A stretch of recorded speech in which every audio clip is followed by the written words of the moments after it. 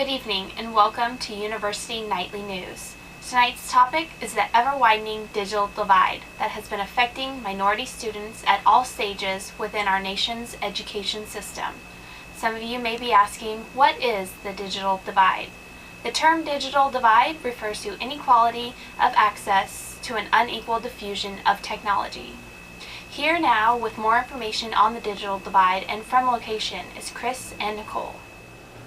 Hi, this is Chris with the University Nightly News, and we're here with Jessica, who works at a large research university in the West Coast, helping high school students as they're trying to enter into a university. So, Jessica, we're talking about the digital divide, and I was wondering if you have seen in your work any examples of that. And as for the students that might not have families that are as well off as the students that I'm normally used to working with, they do have a problem with access for internet and computers and phones, but there are resources. They just have to utilize them. There are the public libraries, there are the libraries of the schools, the career centers.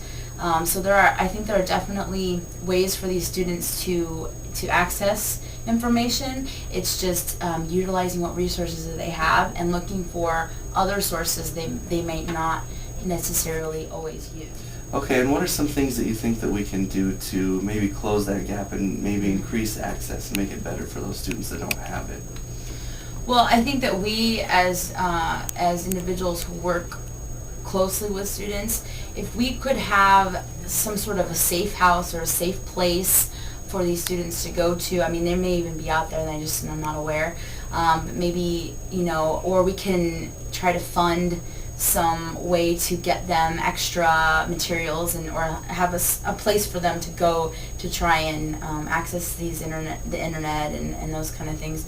It's just a matter of trying to get these students what they need to better themselves and to be successful for their future. Okay, great. Thank you very much. Thank you. Hi, this is Nicole reporting live from the Navajo Nation Technical College, and I'm here with Dottie, who's a current student, and the college just received a grant for $2.4 million, and that's to provide infrastructure for internet. So, Dottie, tell me, now that you have access to the internet, how is this going to impact your life as a student? I believe it's going to impact me quite a bit because at first it's overwhelming. Right. But it's exciting, and looking at all the things that's out there and connecting with the outside world basically, as opposed to just having what is around me. The projects that we can do for research and the projects that we can actually take classes online as opposed to driving all the way to the university all the time. But I have interest in politics, and it helps me to understand and see the updated information that's going on in the Navajo Nation. And some of the communication and the disturbing information, it also helps to distribute information to the community that I'm in. Okay. So, do you feel that the internet now has empowered you? Yes, I do. I recently discovered how to build a website, and I'm interested in taking some technological classes and maybe designing a website and having web design, as well as possibly majoring in computer science, because computer science it seems like it's not going away. It just seems to get larger and larger. And the internet doesn't seem as foreign to me since we have computers. Okay.